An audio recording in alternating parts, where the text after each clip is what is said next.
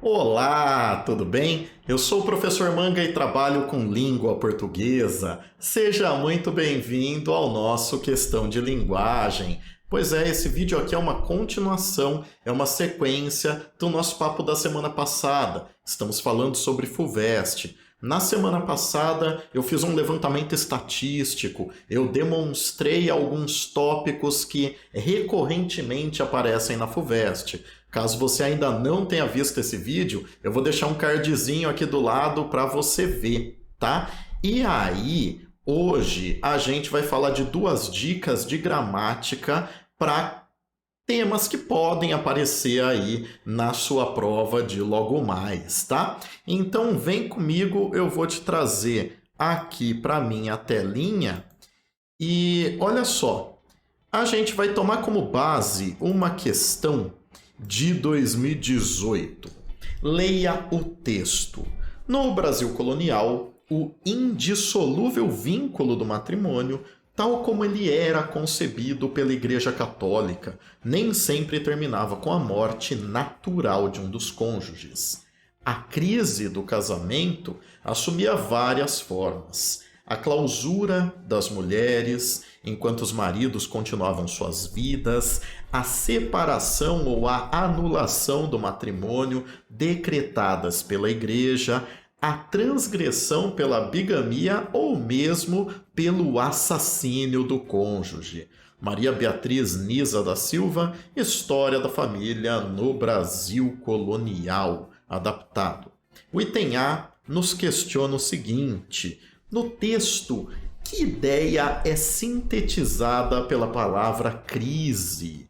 Então, essa palavra crise que aparece aqui no texto, né? Veja só, você consegue encontrá-la aqui, né? A crise do casamento, essa palavrinha aqui está relacionada, portanto, a um evento, a um acontecimento, né, que se poderia constatar com alguma frequência até no Brasil colônia, né? Então o texto nos fala a respeito disso. No Brasil colonial, né, no Brasil antes do primeiro reinado, antes do império, no Brasil colônia, o indissolúvel vínculo do matrimônio, quer dizer, né, o casamento, aquilo que não costuma ser dissolvido pela tradição católica, né, o indissolúvel vínculo do matrimônio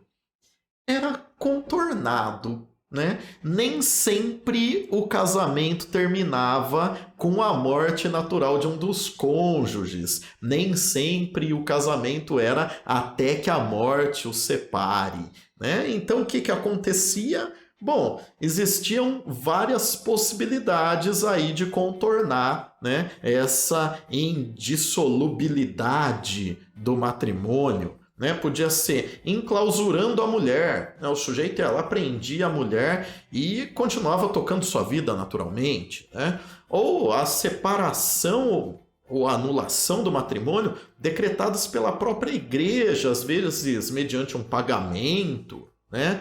Que a gente acompanha em vários momentos da história, aliás, não só no Brasil colônia, né? Em diferentes lugares também, em diferentes tempos. A transgressão pela bigamia, né? Então a adoção aí de uma segunda, de uma terceira esposa, tá? Ou mesmo pelo assassínio do cônjuge. Então, né, esse parágrafo descreve uma situação de crise do matrimônio e o item A é absolutamente literal mesmo, né? Você tem que parafrasear o texto. Legal? Então essa é uma questão que, a partir daquele levantamento que a gente fez no vídeo anterior, nesse item A te cobra interpretação, tá? Eu coloquei aqui digitado mesmo para ficar mais rápido, né? A autora resume com a palavra crise a constatação de que os casamentos no Brasil colonial algumas vezes eram interrompidos. Tá? De onde eu tirei isso? Né? Justamente da ideia de que nem sempre se terminava com a morte natural, né? Um casamento, tá? Com a morte de um dos cônjuges, né? Evidentemente, se morressem os dois, acabava o casal. Então tá. A autora resume com a palavra crise a constatação de que os casamentos no Brasil colonial algumas vezes eram interrompidos, diferentemente do que idealizava a Igreja Católica. Tá? Eu até poderia ter usado a palavra preconizava. Tá? Eu fiquei com vontade de usar essa palavra até na hora de fazer a resolução, mas eu pensei, cara, eu preciso fazer uma resolução simples, eu preciso mostrar para os alunos que é possível acertar uma questão da FUVEST sem muito rebuscamento, sem subir muito o registro, né? Sem empetecar muito o pavão, sem pintar muito o palhaço com cores fortes, tá? E a minha ideia é justamente essa, era o recado que eu dava lá no outro vídeo, né? Se você não viu ainda, o cardzinho tá aqui, mas, né, eu reforço isso. É super possível acertar uma questão sem falar difícil. É super possível acertar uma questão, né, sem ficar passando o pé na bola. Então a autora resume com a palavra crise a constatação de que os casamentos no Brasil colonial algumas vezes eram interrompidos, diferentemente do que idealizava a Igreja Católica, do que preconizava a Santa Sé. Para os colonos brasileiros, havia várias formas de burlar esse indissolúvel vínculo. Olha lá, eu resgatei essa expressão do texto, né? O indissolúvel vínculo. O que eu fiz? Coloquei entre aspas, tá? Aproprie-se do texto, manipule o texto. Isso é importante. Então havia várias formas de burlar esse indissolúvel vínculo, como anulações, concedidas pela própria igreja ou o enclausuramento das mulheres, por exemplo, tá? Então eu pego aqui 2 exemplos de 4 ou 3, né, que ela dá ali no final do texto, e aí eu uso isso, né, justamente para mostrar que eu entendi, né, que era possível burlar, portanto, né, contornar essa regra da indissolubilidade do casamento, né, desse vínculo matrimonial, por outras estratégias. Tá? Então essa aqui é a minha sugestão de resposta, pode pausar, dar print, fique à vontade, tá? Legal. E aí eu quero olhar para o item B com muito carinho, porque o item B é uma questão de conteúdo, e aí, né, a gente vai falar de um dos tópicos que costuma acontecer na segunda fase da FUVEST, tá? O item B era assim, ó.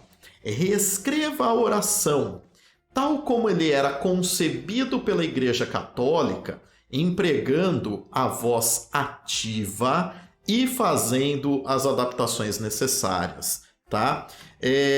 Eu já comentei que a FUVEST gosta, né, às vezes, de cobrar a gramática tradicional, mas também gosta de cobrar de outras maneiras aquilo que a gente vê tradicionalmente nas aulas de gramática, tá? Essa questão, no entanto, não cria nada novo, não cobra nada de novo, cobra aquilo que é visto, tá? Numa boa aula de gramática, mas uma aula tradicional zona, assim, conservadora mesmo. Tá? Deixa eu te trazer aqui para minha lousinha e a gente conversa sobre isso. Tá? Então vamos pensar assim. Eu vou pegar aqui um exemplo bem bobinho, bem simplesinho. O menino comeu o bolo. Legal. A gente diria que essa sentença aqui, que essa oração, olha só, afinal eu tenho um verbo aqui, a gente diria que essa oração está na voz ativa, tá? Por que eu digo que isso aqui está na voz ativa? Porque você tem um verbo, o verbo comer, E esse verbo tem um sujeito. O sujeito dele está aqui, é o menino. Esse verbo, cujo sujeito é o menino, designa uma ação, né? E o menino é o praticante, é o agente dessa ação expressa pelo verbo. Então, a gente vai dizer que a voz é ativa quando o sujeito age, quando o sujeito pratica, né? Ele é o agente da ação expressa pelo verbo. Neste caso aqui, o verbo comer é um verbo transitivo, tá? Se você não se lembra de transitividade, né? Eu vou deixar um videozinho aqui também, né? Um cardzinho para um vídeo que eu fiz recentemente sobre transitividade, que é a chave para o entendimento da análise sintática do período simples e do período composto também, tá? Então tá aqui, ó. Ele é um verbo transitivo que não rege preposição, por isso a gente vai dizer que ele é um verbo transitivo direto. O complemento direto dele está aqui. O objeto direto dele está aqui. Legal, bonitinho. Bom, toda vez que a gente tem uma construção do tipo sujeito, verbo transitivo que tem objeto direto e designa uma ação, tá? Os gramáticos tradicionais veem a possibilidade da transformação dessa construção numa outra, tá? E para fazer essa outra é muito simples. A gente pega o objeto, tá? Que é o alvo da ação expressa pelo verbo e transforma ele em sujeito e fica assim, ó. O bolo. Aí você me diz o que aconteceu com o bolo? Bom, o bolo foi comido. Sensacional. Quem é que comeu? O menino. Então, olha lá. O que vai acontecer é que o seu objeto direto vai se tornar o sujeito da locução verbal que aparece aqui, ó. Esse sujeito, diferentemente do de cima, não é um sujeito agente, não é um sujeito que pratica ação, é um sujeito que sofre, é um sujeito que os gramáticos chamam de sujeito paciente. Então temos aqui o nosso sujeito paciente. Temos uma locução verbal, tá? Que é composta de um verbo auxiliar, o verbo ser, e o verbo principal que está no particípio, o verbo comer, tá? E aqui do lado tá o nosso agente, tá o nosso praticante, o famoso agente desta voz, que é a voz passiva. Legal? Eu não vou entrar nesse mérito a respeito de voz passiva analítica e sintética, tá? O que eu posso te dizer é que essa é uma voz passiva analítica, porque tem uma locução verbal, tá? O verbo está numa forma analítica. Mas não vou falar de partícula passivadora, não é esse o objetivo do vídeo, tá? Então, legal. A gente consegue desenhar aqui um movimento que acontece, portanto, da passagem da voz ativa para passiva. Legal? Como é esse movimento? Olha só. O sujeito lá da voz ativa,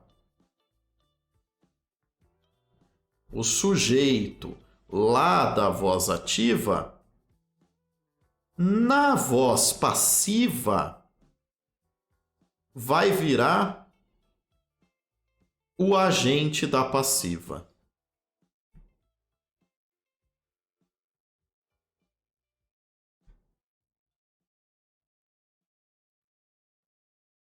Então, de novo, na voz ativa, você tem o sujeito. Bom, na voz passiva, ele vira o agente da passiva.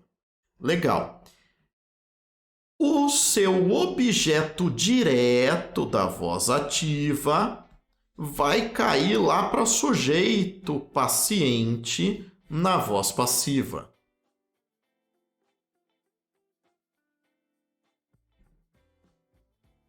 E aí, olha que legal, dá para a gente até analisar e ver o que aconteceu com o verbo. Esse verbo aqui, o verbo comer, está no pretérito perfeito. O que é que você vai fazer? Você vai colocar o auxiliar, que é o verbo ser, no mesmo tempo e no mesmo modo do verbo da voz ativa, do verbo principal lá da voz ativa, tá? Então, se é o menino come o bolo é comido pelo menino. Se é o menino comerá o bolo será comido pelo menino. Se é o menino comeu o bolo foi comido pelo menino.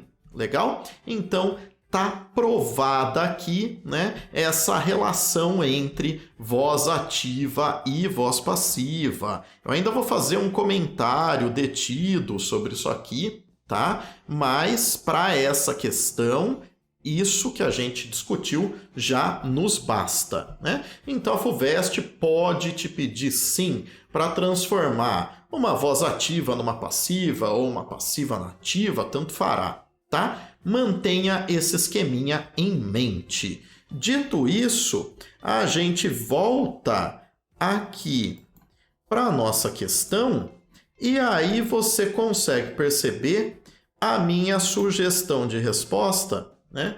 É, de novo, muito simples. Reescreva a oração tal como ele era concebido pela Igreja Católica, empregando a voz ativa e fazendo as adaptações necessárias. O que eu vou fazer? Não vou passar o pé na bola, não. Já chego direto, né, com aquilo que é a resposta. Tal como a Igreja o concebia. Tá? É importante você notar duas coisas aqui. Eu olhei para o verbo auxiliar e vi que ele estava no pretérito imperfeito, né? Então, era, falava, comia, estudava, né? Tudo isso são formas do pretérito imperfeito. Então, eu pego o verbo principal, que é o conceber, e transformo esse verbo, né, para que ele fique nesse tempo e nesse modo. Legal. Outra coisa importante, como eu tenho um complemento direto, né, aparece o pronome o aqui, tá? Você que é falante de português brasileiro, assim como eu, jamais diria isso aqui, tal como a igreja o concebia. Você diria, tal como a igreja concebia ele, tá? Em português padrão, não é possível usar ele como complemento desse verbo aí. Então, tem, né, a construção da voz passiva em jogo e tem esse detalhezinho sobre o pronome que funciona como complemento desse verbo, tá? Legal. E aí, meus amiguinhos, eu trago uma outra questão, tá?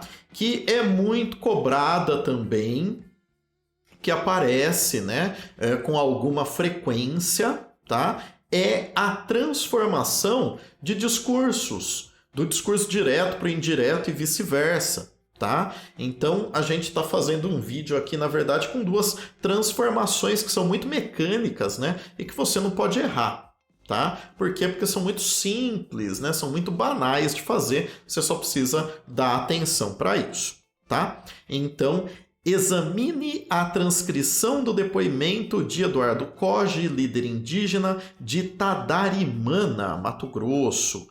Nós vivemos aqui que nem gado. Tem a cerca e nós não podemos sair dessa cerca. Tem que viver só do que tem dentro da cerca. Nós vivemos que nem boi no curral, né? O testemunho do líder Eduardo Coge, tá? Paulo A.M. Isaac, Drama da Educação Escolar Indígena Boia-Bororo.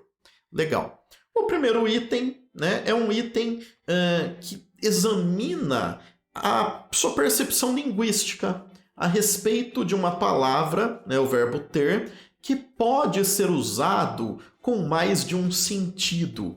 Nos trechos tem a cerca e tem que viver, o verbo ter assume sentidos diferentes? Justifique. Bom, no primeiro caso, tem acerca, o verbo ter é relacionado a uma noção assim existencial, né? Existe a cerca, há uma cerca, né? Então, é justamente isso que o examinador quer de você, tá?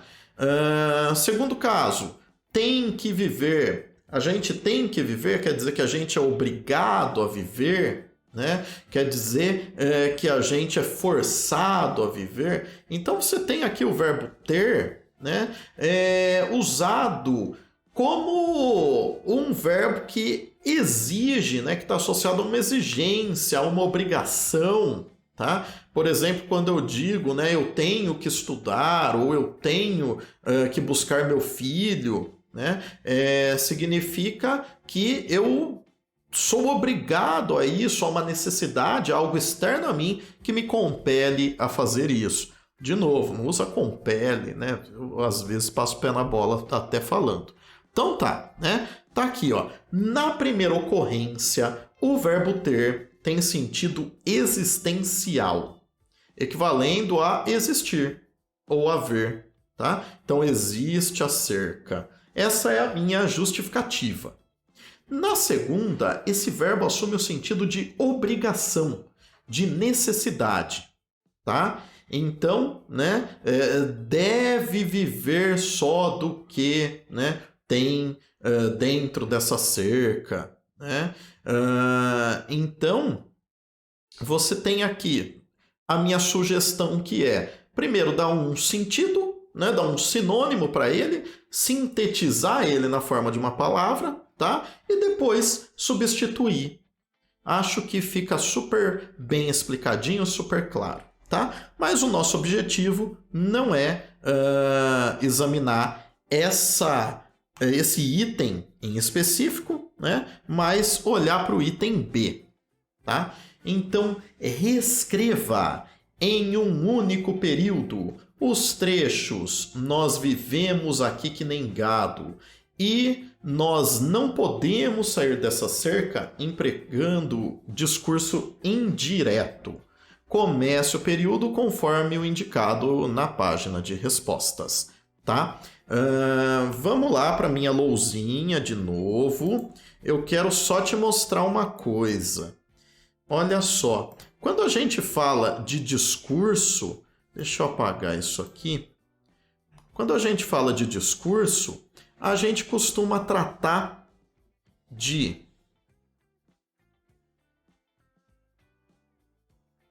discurso. A gente costuma tratar da seguinte forma, tá? Quando, né, você lê um texto, esse texto foi falado por alguém, foi escrito por alguém, tá? Existe um enunciador, né? Esse enunciador tem um eu. Legal? Esse enunciador tem um aqui, né? E esse enunciador tem um agora.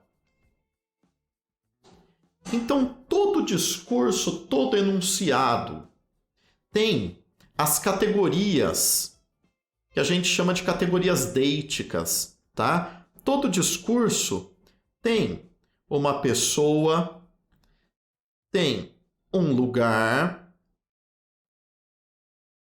e tem um tempo.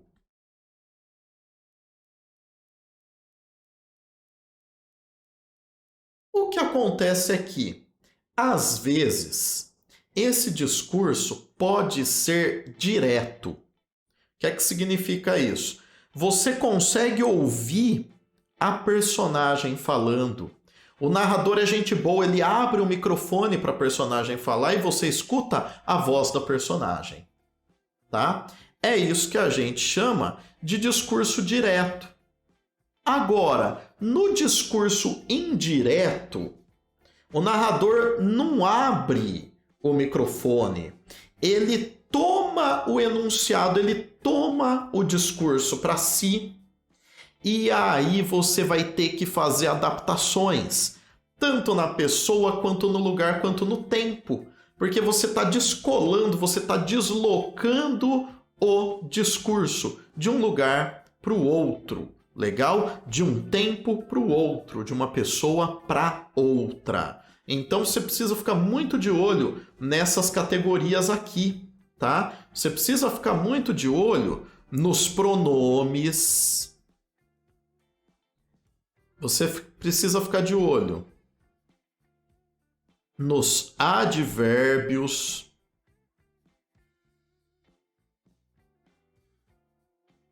nos verbos, porque essas são palavras que carregam essas categorias deíticas. Legal? Então, olha só que interessante. Quando o Eduardo Coge diz nós, essa é a primeira pessoa do plural. Afinal, ele faz parte de um grupo e é por isso que ele chama esse grupo de nós. Como a gente quer reportar, como a gente quer transformar em discurso indireto, às vezes você vê a expressão discurso reportado também, como a gente quer reportar essa fala dele, o nós não nos inclui. Por quê? Porque a gente não faz parte desse grupo. Então, quando você não faz parte, quando ele diz nós, bom, para você, são eles. A terceira pessoa do plural. Legalzinho? Bom, quando, ele diz aqui, bom, a gente não está no mesmo lugar que ele. Para a gente vir ali, para a gente vir lá, Quando ele diz este, para a gente vir aquele, e assim por diante, Quando ele diz agora, para a gente virar naquele tempo, tá? De novo, atenção para essa mudança, para esse deslocamento, para essa passagem. Eu não quero que você fique decorando. Se o verbo estiver no presente do indicativo, no discurso direto, no discurso indireto, ele vai para o pretérito imperfeito. Por que eu não quero que você decore? Porque são muitos detalhezinhos e pode dar errado se você decorar. Tá? Então, eu quero que você perceba que você vai ter que fazer esse trânsito entre pessoa, lugar e tempo do discurso direto para o discurso indireto. Tá? É isso que me importa aqui nessa questão. Então, voltando lá para ela, vejamos que está aqui, ó. Só um segundinho. O líder indígena disse que, nós vira eles, vivem ou viviam, porque eu não sei se essa ação continua se prolongando no tempo, tá? Aqui vira ali, tá? Então, nós, eles não podem sair daquela cerca, passar além daquela cerca, tá? Então, de novo, eu optei aqui, tá, por colocar o verbo no pretérito. Então, transformei em viviam, transformei em podiam, o que era vivemos e podemos. É super possível usar o presente também, tá? Afinal, a gente não sabe se a situação deles já se resolveu. Se as coisas mudaram, para esses indígenas. Muito provavelmente não, Talvez até tenham piorado nos últimos 2 anos, tá? Então, ficam essas 2 dicas aí para vocês. Uma dica sobre voz passiva, uma outra dica sobre tipos de discurso, passagem do discurso direto para o indireto e vice-versa. É super importante, então, que você consiga fazer esse trânsito, que você consiga fazer tanto as passagens de voz quanto as passagens de discurso numa prova como a segunda fase da FUVEST. Legal, meu povo, se vocês gostaram, por favor, não se esqueçam, se inscrevam aqui no canal, ativem o sininho das notificações para receber mais conteúdos como esse aqui e, claro, compartilhe esse vídeo, além de deixar aquele joinha que aumenta a interação. Legal? Muito obrigado, então, pela companhia, pela atenção de vocês e até a próxima. Tchau, tchau.